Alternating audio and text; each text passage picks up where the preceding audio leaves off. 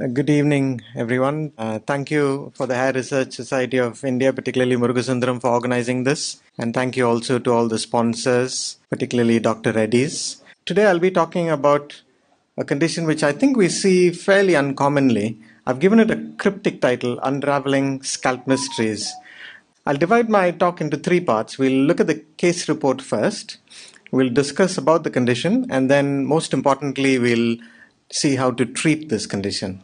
So this patient came to me about 2 or 3 years ago, 28-year-old gentleman. He had a sore scalp of about 12 months duration. He said it keeps bleeding on occasions. He also has boils on his chest. And initially it didn't bother him too much. But in the last 6 months it had worsened. And because it was very symptomatic, he came to me for more treatment. There was no relevant past medical history. The only thing is that he smokes about 15 to 20 cigarettes a day. The GP was quite good. He had given him limicycline. Limicycline is a tetracycline. This is the one we use most often in the UK. So I guess it's similar to doxycycline, which you use here. This was the picture. You can clearly see that there are nodules. Some of them are fluctuant, and some of them, when you touch them, there was a bit of pus discharge. Most of them are not tender, but some of them were quite tender. And this was his chest. You can clearly see that there are some pustules and a couple of early nodules coming up on the chest as well. So I'm sure you would have made the diagnosis. It's dissecting cellulitis with acne. And it's a combination that we see fairly often. Because the GP had already given limicycline, I wanted to give him something a lot stronger. So this is a combination that we use for hidradenitis. Now, we think that dissecting cellulitis is similar to hidradenitis, and we'll do that in the discussion. So I treated it as though it was hidradenitis, gave him clindamycin and rifampicin for 8 weeks, and he was delighted with the response. He said it was 80% better within 6 to 8 weeks when I saw him, and he had absolutely no side effects. And this was him after just 6 to 8 weeks. You can clearly see that most of those fluctuant nodules had gone. There were still 1 or 2 left behind. And you can see at the bottom that there are some comedones still visible. So you can see that there is an improvement. Some residual activity was still there. So what I said was, let's go on to the chronic phase. So I gave him isotretinoin, 20 milligrams a day, quite a small dose. And on this occasion, the second occasion, I told him, why don't you think about stopping smoking? One thing I've learned about psychology in patients is that if you tell them the very first appointment, stop smoking, lose weight, they don't usually take heed of you.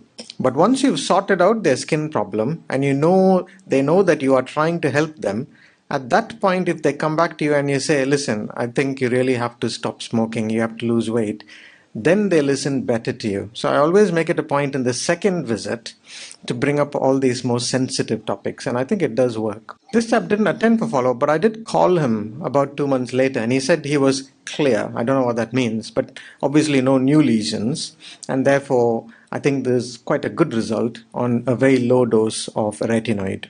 I'm sure you will agree that this is a significant response. So within 8 weeks, you can see most of the hair loss is decreased, most of the activity is reduced, and that residual activity also seems to have improved with the use of low-dose isotretinoin. Now I'm going to talk a little bit about dissecting cellulitis of the scalp, and it's got this wonderful Latin name, perifolliculitis capitis abscedens esophoidians. So if you break it down, it's a very, very literal translation. Perifolliculitis means it's around the hair follicles. Capitis because it's on the scalp. Abscedens means there is either discharge or withdrawal. Esophoidens means it's suffocating the hair follicles. So if you know what each means, actually, you've already got the pathogenesis of the condition right. So excellent use of nomenclature for this particular condition. We know it's a chronic inflammatory condition. It's part of the follicular occlusion tetrad. So that's why this person had acne. They are more likely to get hidradenitis suppurativa, and sometimes they have pilonidal sinus as well. So you know about the triad, and this is a tetrad if you have dissecting cellulitis as well. And the most common clinical manifestations are these abscess and nodules, very similar to what I've seen, but they can sometimes go on to sinuses and scarring. So very much like hidradenitis, if you don't catch it early and it goes into sinuses and scarring, you've lost that opportunity. It becomes a permanent scarring condition, and that's a lot more difficult to treat. So we'll look at that in the pathogenesis and also in the treatment for this condition. It's relatively uncommon. It's only about 2 to 3% of all hair disorders in a hair clinic. But you will see that it's more common in those with darker skin, particularly Afro-Caribbeans. It's more common. And it's usually younger adult males, usually 20 to 40 years. So there seems to be a hormonal component, maybe some androgen sensitivity is there. And as we've already discussed in my patient, there is an association with smoking, very much like hidradenitis suppurativa. What is the pathogenesis? We think it's because of follicular dyskeratinization. So there's something going on in the follicle, some defect, which makes you retain more keratin, and therefore the follicles get clogged. And these points are exactly the same as what happens in hidradenitis. So there's accumulation of debris in the hair follicles, it becomes ballooned, it ruptures at the base, and it releases all these material into the dermis, and there's secondary bacterial infection. That's why you get all this pus discharge. And I was talking to Krishna Kumar before the meeting, and the skin microbiome is probably quite important here. Just like in hidradenitis, there are these very specific bacteria which cause the manifestations of hidradenitis. So I suspect there will be a similar predisposition. Maybe there is something in the microbiome in these people who make them more susceptible to follicular occlusion and the secondary bacterial infection. Let's go on into more detail into the clinical features. So there are these suppurative nodules. They are tender, they do discharge. And then you get the sinuses. The way you know it's a sinus is if you press one area which is 2 or 3 centimeters away, the other area will discharge pus. So we know that both these nodules are actually interconnected through a sinus under the skin. And there's usually reversibly hair loss in the beginning. Just like in my patient, you saw all the hairs regrowing. But if you don't treat early, it becomes permanent. And as you will see from some of the slides later on in the management, you may lose all your hair if you're not careful and you don't treat it early enough. And sometimes it can look like acne keloidalis. It can look very hypertrophic, and there can be keloidal scarring as well. What are the associations? We've already talked about follicular occlusion, but you can also get a seronegative arthritis with it. And that can manifest because of the increase in the sensitivity of the neutrophils. So seronegative arthritis is quite common. So we probably need to ask our patients, do they have an arthritis?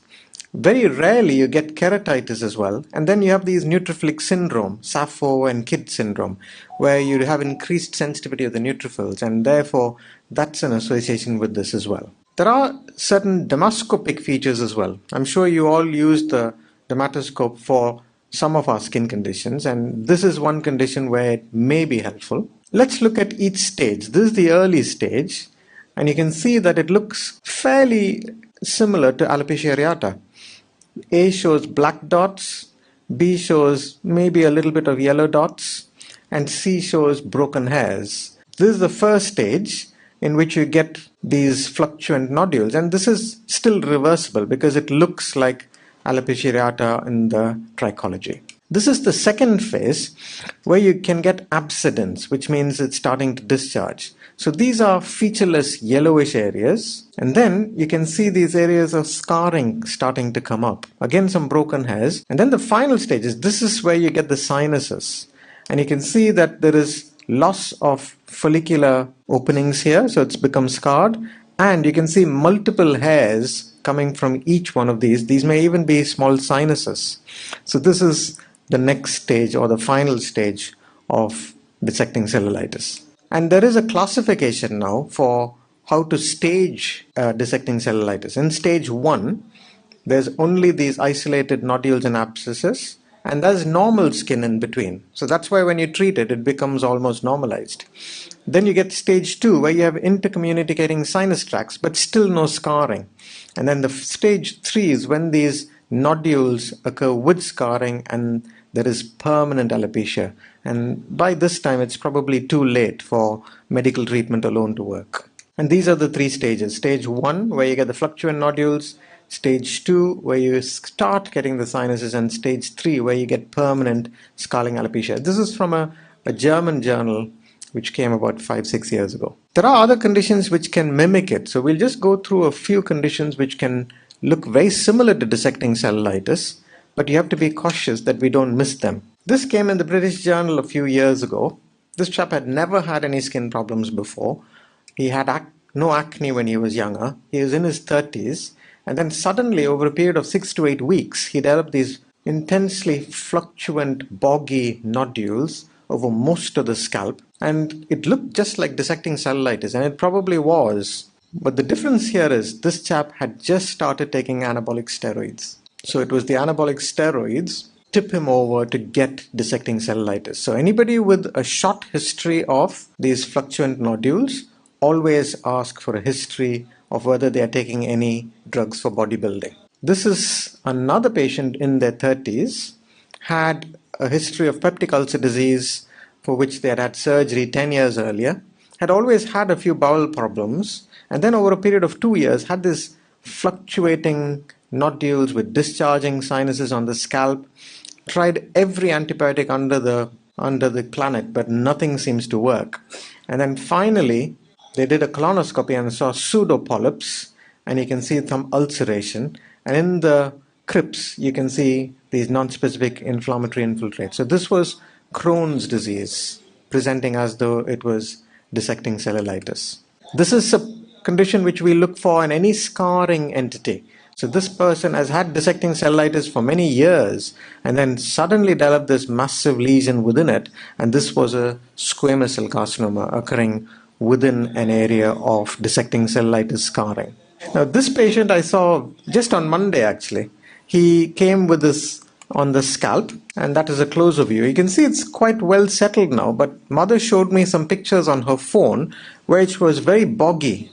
Now this is a condition which we see uncommonly, and I came across this only this year. So this is a condition called alopecia and aseptic nodules of the scalp. So it's a condition which was first described in 1992 as a pseudocyst of the scalp, mostly in young people, and we think it's because of follicular occlusion or a deeper folliculitis with immune reaction causing a granulomatous change, but we are still uncertain. But some authors feel that it's a form first of dissecting cellulitis of the scalp, and it's usually asymptomatic, but you get these dome-shaped nodules, sometimes with alopecia, but if you treat them, that makes that alopecia settle down. The histology is very variable. You can get non-specific inflammatory infiltrate, sometimes granulomas in the deep dermis, but sometimes you can get no specific histology at all, and it can resolve spontaneously, and sometimes if they are filling up with these pus, you can puncture them from time to time. But the treatment of choice is doxycycline, 100 milligrams a day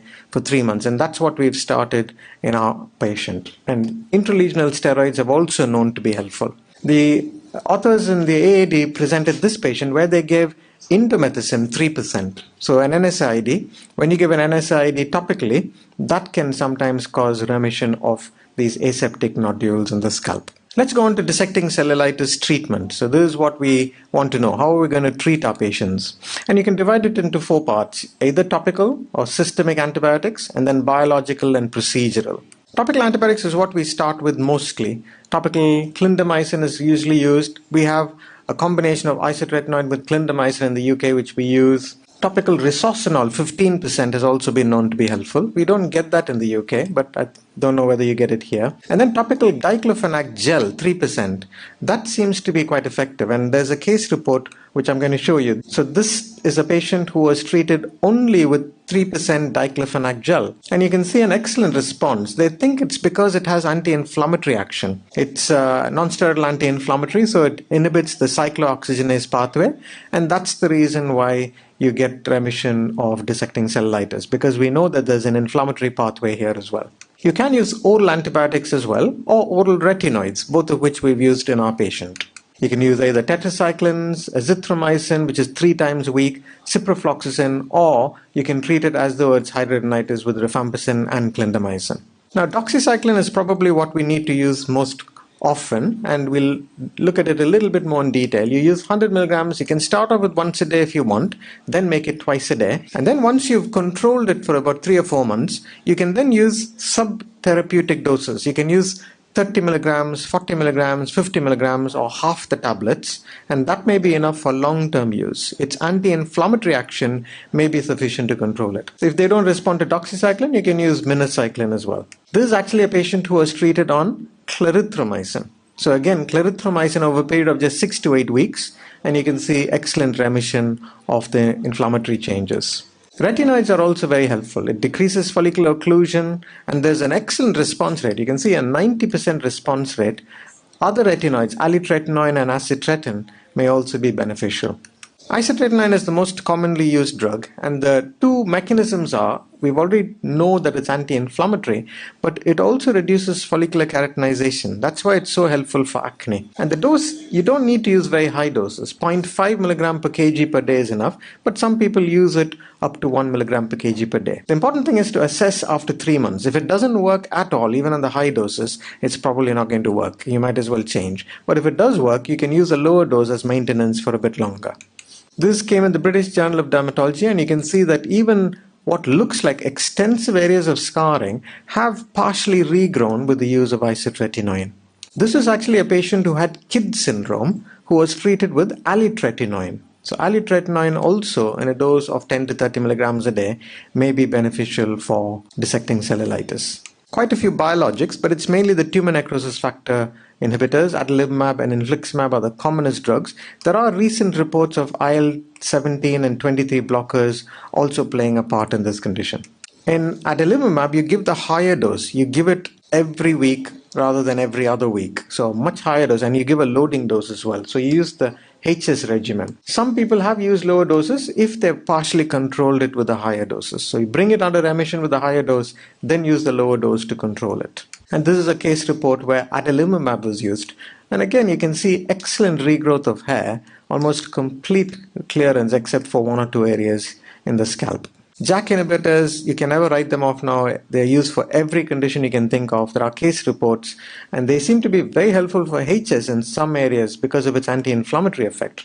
This was the gentleman who had upadacitinib. You can see how severe it was, and you would say, because this person had tried everything, including adalimumab, it didn't work. And then when they gave him upadacitinib, it seems to have worked really well. There are miscellaneous drugs as well. Prednisolone, you can give 5 to 10 milligrams a day along with the other drugs. That seems to have a good anti-inflammatory action. Finasteride, 1 to 2 milligrams a day, a very low dose. Zinc, anywhere between 50 to 150 milligrams a day. Zinc seems to be useful for all these follicular keratinization conditions. I use it for acne and for hidradenitis as well. So it is something which is quite safe. I ask patients to buy it themselves over the counter. And finally, apremilast seems to be a reasonable option if all the others have failed. This is a patient who had apremilast. Again, this patient had numerous other treatments. Nothing worked. And when they gave apremilast, there was excellent remission of the condition. Finally, the interventional treatments. So if none of the medical treatment works, what do we do next? PDT seems to work quite well because it sort of kills off the biofilm. The laser treatment also helpful. And finally, radiation and surgery. And we'll look at each one of them. So PDT, as I said, it sometimes destroys these microbial biofilms. And look at the response rate, 88%. There were only 6 series available in the literature, but of those 6 series, 88% of them did quite well for the condition. You can get hyperkeratinization in this condition with inflammation, and this ablates all that. So it's a physical ablative way of getting rid of it. Lasers works by destroying the hair follicle. So if there's no hair follicle, then there's no inflammation. But the only thing is, it causes scarring, and then the hair doesn't regrow again. So it's probably the last stage. If none of your medical treatment works, that's when you use it. And you can use ND-YAG, that's the one which decreases inflammation, but long pulse ruby laser is also used for removing hairs. And this is a patient who had ND-LAG. You can see quite a good response to the treatment. I wouldn't say it's perfect, but you can see that when there's nothing else which works, you have these interventional treatments which sometimes pays dividends. Radiation, electron beam therapy, and brachytherapy, but again, very aggressive and destructive forms of treatment which may be helpful. Finally, intralesional steroids, you use it for symptomatic relief. The only thing is this doesn't actually change the disease progression. It can calm down the inflammation, it can decrease the nodules a bit, but the medical treatment is required to switch off the condition. You have to use all the first few drugs we mentioned, the antibiotics, the retinoids, and this is only to calm down any inflammation or discharge in the end. You may need to use higher concentration if there's lots of scarring to soften the scarring as well. Excision, you can excise all the affected areas. In fact, some excision involves the entire scalp, and it has to be done really by plastic surgeons, I think. But you have to use it only when the inflammation is under control. If it's still active, you can actually aggravate the condition further. And this is a patient who had very, very extensive dissecting cellulitis. You can see it's almost like the cutis verticis gyrata picture, but this is all scarring. They had to remove the scalp completely and then graft it, and you can see there's no hair follicle, but there's no disease either. So that's very, very drastic when nothing else works. Let's look at the flow chart as to how to treat it. So if it's mild disease, use topical antibiotics, topical clindamycin, and then go to doxycycline, 100 milligrams once or twice a day. If that doesn't work, go to retinoids. That's exactly what we've done, but we've used clindamycin and rifampicin because the tetracyclines didn't work. Some people use acitretin as well. If you want to use procedural, then you can use intralesional triamcinolone or consider photodynamic therapy. So this is for mild disease. If it's severe, it becomes a bit different. So again, you use the same thing, doxycycline or rifampicin and clindamycin or the retinoids. But then after that, you go to adalimumab. Remember, I told you it's the HS dose, so 40 or 80 milligrams weekly, and then you start decreasing the dose once you've got it under control. And infliximab is even more potent than adalimumab, but it's very hard. You have to give it as an infusion. And then finally, if none of them work, then you use the IL-17 or 23 inhibitors. If you want to do procedural things, then intralesional triamcinolone, you can try excising it, photodynamic therapy, and then finally laser therapy. So in conclusion, it's a condition associated with follicular occlusion. You can see there are numerous treatments available for it, but remember always these other conditions which can occur as mimickers. Always make sure you don't miss out on those other conditions because they can also be very important. Thank you.